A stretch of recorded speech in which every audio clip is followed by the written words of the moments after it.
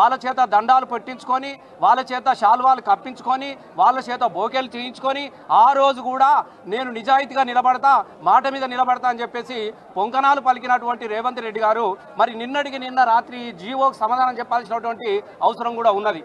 మరి ఆ రోజు చెప్పారు కదా, దేనికోసము వీళ్ళేమన్నా దేశభక్తులా, దేశం కోసం పోరాడుతురా, ఎందుకు అదనపు ప్రదర్శనలకు మనం రేట్లు పెంచుకునే అవకాశం మనం ఎందుకు ఇవ్వాలని మాట్లాడినటువంటి నువ్వు ఇవాళ దిల్ రాజు గారి దిల్లుకు ఎంతగా అమ్ముడు అయినవని చెప్పేసి మేము ప్రశ్నిస్తూ ఉన్నాము.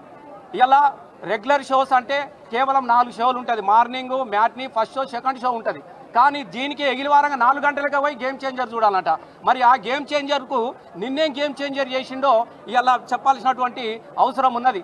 మబ్బుల 4 గంటలకు లేచి ఇక తెలంగాణలోకి ఏం పనిపాట లేదు, ఇలా నిర్మాత మాట్లాడుతూ ఉంటాడు. అయ్యా దిల్ రాజు గారు మేము ఒకటే అడుగుతా ఉన్నాం, మేము మొదటి నుంచి కూడా చెప్తా ఉన్నాం, తెలంగాణ ఉద్యమంలో నుంచి కూడా చెప్తా ఉన్నాము, నీ మనిషి రాజు మాత్రమే ఇక్కడ ఉంటాడు, దిల్లు ఎప్పుడూ ఆంధ్ర దిక్కే ఉంటుందని మేము మొదటి నుంచి కూడా చెప్తూనే ఉన్నాం.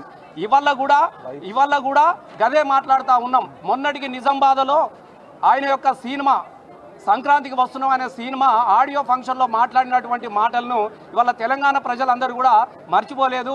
తెలంగాణ ప్రజలంటే కేవలము మటన్ ముక్కకు కళ్ళును మాత్రమే ఆదరిస్తారు, అవిటికి మాత్రమే ఊపినిస్తారు కానీ సినిమాలకు ఇవ్వరని చెప్పినాడు. ఇంత అవమానకరమైనటువంటి మాటలు మాట్లాడినటువంటి దిల్ రాజు గారి సినిమాను తెలంగాణ ప్రజలందరూ కూడా తిరస్కరించాలని చెప్పేసి మేము కోరుకుంటా ఉన్నాం. తెలంగాణ సంస్కృతిని అవమానించే విధంగా, ఎందుకంటే తెలంగాణలో సావైనా బతుకైనా పండుగైనా కళ్ళు ఉంటుంది, తప్పకుండా దాని వెనుక మటన్ ఉంటుంది, చికెన్ ఉంటుంది.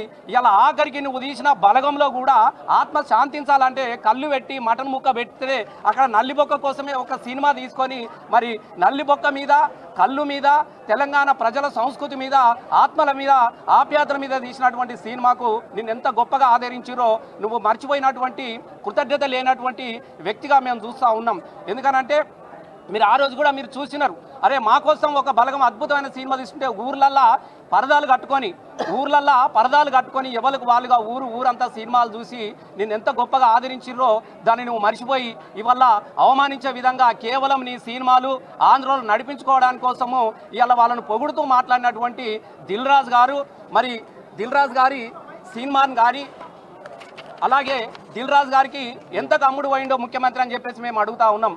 మరి మిగతా 2 షోలు మరి నీ బెనిఫిట్ కోసమో ప్రదర్శిస్తున్నారా అని చెప్పేసి ఇలా తెలంగాణ ప్రజలు కూడా అందరూ అనుమాన పడతా ఉన్నారు. కాబట్టి కనీసము మాట మీద నిలబడ్డటువంటి వ్యక్తి ఇలా ఎవ్వరు ప్రశ్నించినా కూడా, ఎవ్వరు అడిగినా కూడా ఏదో ఒక దానిలో ఇరికియడము, కేసులు పెట్టేదాని మీద ఉన్నటువంటి శ్రద్ధ, 6 గ్యారంటీలు అమలు చేసే దాని మీద పెట్టినటువంటి శ్రద్ధ కేవలం ప్రశ్నించే వాళ్ళ మీదనే పెడుతూ ఇలా తెలంగాణను ఒక అయోమయానికి గురి చేస్తూ తెలంగాణను ఆగం చేస్తున్నటువంటి ముఖ్యమంత్రి వైఖరిని మనం అందరం కూడా ఖండిద్దాం. ఖచ్చితంగా తెలంగాణ ప్రజలకు మాట మీద నిలబడలేనటువంటి ముఖ్యమంత్రి గారి మాటను మనం అందరం కూడా తిరస్కరించాలి.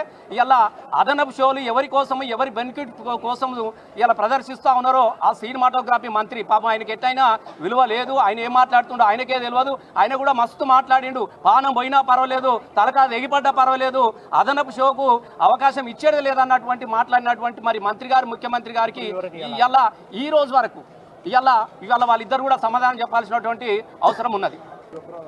రేవంత్ రెడ్డి 2 నాలుకల వైఖరి ఇవాళ విడుదల చేసిన ఈ మెమోతో స్పష్టమైపోయింది. మొన్నటిదాకా చాలా భీషణ ప్రతిజ్ఞలు చేశాడు. టికెట్ల పెంపుదల ఉండదు, రేట్ల పెంపుదల ఉండదు అని చెప్పి భీషణ ప్రతిజ్ఞ చేశారు కోమటిరెడ్డి వెంకటరెడ్డి గారు, సినిమాటోగ్రఫీ శాఖ మంత్రి గారు. మరి వాళ్ళ వెంకటరెడ్డి గారు ఏ కలుగులో దాక్కున్నారు? ఆయన వచ్చి ఇప్పుడు వివరణ ఇవ్వాలి కదా.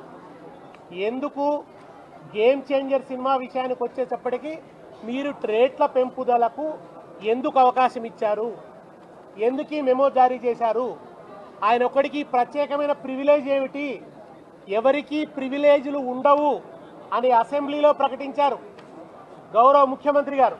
మరి గేమ్ చేంజర్కి ఎందుకు ఈ ప్రివిలేజ్, ఎందుకని ఈ ప్రివిలేజ్ ఇస్తున్నారు? నిజానికి దిల్ రాజు అని ఆయన ఎప్పుడు కూడా తెలంగాణ ఉద్యమంలో కలిసి వచ్చిన వ్యక్తి కాదు. ఆయన ఏ ఒక్కరోజు కూడా తెలంగాణ ప్రజలకు అండదండగా నిలబడ్డ వ్యక్తి కాదు. ఆయన కూడా నిజామాబాద్లో మాట్లాడుతూ తెలంగాణ కల్చర్ను అవమానించాడు. ఆయనకు ఆంధ్రాలో సినిమా విడుదల చేస్తే వైబ్ ఉంటుందట, తెలంగాణలో విడుదల చేస్తే వైబ్ ఉంటలేదట. అయితే తెలంగాణలో సినిమాలు మానుకోను ఆయన దిల్ రాజు, నువ్వు సినిమాలు మానుకొని కళ్ళు మాంసం దుకాణం పెట్టుకో. ఇక్కడ కూడా నీకు వైబ్ ఉంటుంది. నీకు కావాల్సింది వైబ్ కదా. ఇక్కడ సినిమాలకు వైబ్ ఉండదు అంటున్నావు కదా. సినిమా వ్యాపారం ఇక్కడ మానుకో. మరి ఎందుకు రేవంత్ రెడ్డి గారిని పట్టుకొని వాళ్ళ టికెట్ల రేట్లు పెంపుదల? నైజాంలో టికెట్ రేట్లు పెంచడానికి అనుకూలంగా ఆర్డర్ ఎందుకు తెచ్చుకున్నావు దిల్ రాజు గారు? ఇది దిల్ రాజు గారు జవాబు చెప్పాలి. సినిమాటోగ్రఫీ శాఖ మంత్రి కోమటిరెడ్డి వెంకటరెడ్డి గారు చెప్పాలి. ఆయన్నే ప్రకటించాడు విస్పష్టంగా, టికెట్ల రేట్ల పెంపుదల ఉండదు అని చెప్పి ఆయన స్పష్టంగా ప్రకటించాడు. కనుక మీరు రెండు నాలుకల ధోరణి, ఒకరి పట్ల ఒక న్యాయం, ఇంకొకరి పట్ల ఇంకో న్యాయం. ఒకవైపు పేద ప్రజల జేబులు లూటీ చేయొద్దు అన్నాడు రేవంత్ రెడ్డి. సినిమాలు విడుదలైతే టికెట్ల రేట్లు పెంచి జేబులు లూటీ చేయొద్దని మాట్లాడారు. పేద ప్రజలు నష్టపోతున్నారని మాట్లాడారు. ఇన్ని మాటలు మాట్లాడి ఎందుకు ఇప్పుడు నాలుక మరలేసినారు అంటే, ఈయన పూటకొక మాట మాట్లాడతాడు, ఒక్కో సందర్భంలో ఒక్కో మాట మాట్లాడతాడు. ఈయనకి దేని మీద కూడా ఒక స్టాండ్ అంటూ ఉండదు. నిజాయితీ లేని మంత్రి అనడానికి ఇంతకంటే పెద్ద సాక్ష్యం అవసరం లేదు. Thank you.